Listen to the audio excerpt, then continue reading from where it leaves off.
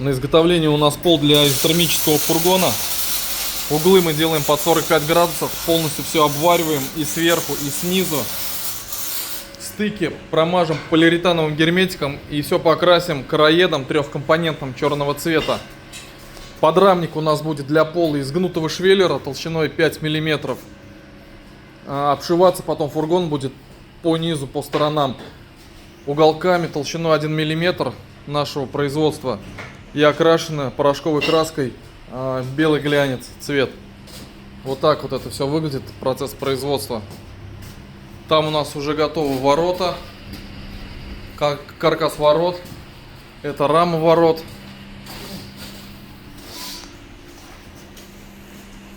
А это сама газель.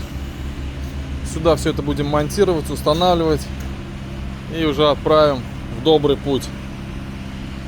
Пенза.